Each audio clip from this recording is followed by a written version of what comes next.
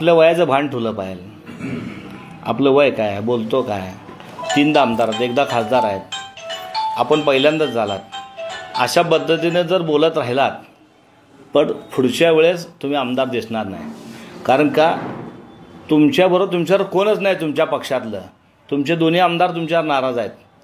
इकडं तुम्ही जनतेबरोबरही नाही, एखादा समाजाला टार्गेट करून बोलता, एखादा विशिष्ट खासदारला तुम्ही टार्गेट करून बोलता, तर अशी जर तुमची जीभ चालली तर पुढच्याच तुम्ही आमदार दिसणार नाही.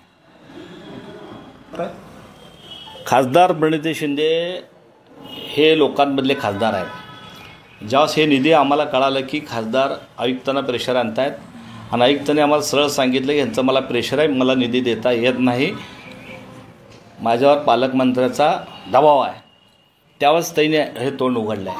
आणि ह्यांचे टेंडर झालेले आहेत, टेंडर मॅनेज झालेले आहेत. मॅनेज टेंडर झाल्यानंतर मग ह्याला भ्रष्ट कारभार म्हणा तर काय करायचं. तुम्ही त्या टेंडरमध्ये येणाऱ्या लोकांना बाहेर काढता. 28 लोकांना एका टेंडरमध्ये बाहेर काढलं आणि बाहेर आयुक्ताला कारंजे असतील किंवा अकोला ह्यांना हाताला धरून तुम्ही भरलेल्या लोकांना जर बाहेर काढत असाल आणि तो माणूस तो हायकोर्टातनं जे कोल्हापूर कोर्टातनं ऑर्डर आणतो आणि महानगरपालिकेला ताशेरा ओढतो, ह्याचा अर्थ काय, भ्रष्टाचार तर काय आहे. मी प्रूफ देतो तुम्हाला. त्या टेंडरमध्ये 28 लोक आले आहेत आणि तुम्ही प्रशासनाला हाताला धरून सगळ्याला बाहेर काढताना तुमच्या घशामध्ये ह्या ठिकाणी काम घेता आणि कोर्टाने त्याला ताशेरे वडले. ह्या माणसाला तुम्हाला बाहेर काढता येत नाही.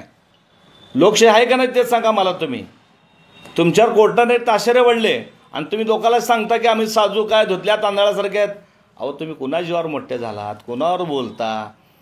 अख्खं सोलापूर म्हणतंय की तुम्ही कुणा जीवावर मोठे झालात. त्या शिंदेसाहेबाला तर विसरू नका. तुम्ही ज्याच्या अन्न घातला त्या मिठाला तर जागा. म्हणजे असं म्हणायचं का की थोडक्यात आल टार्गेट प्रणिती शिंदे यांनी केलं. आयुक्त साहेब ह्यामध्ये पूर्ण अडचणी झालेले आहेत.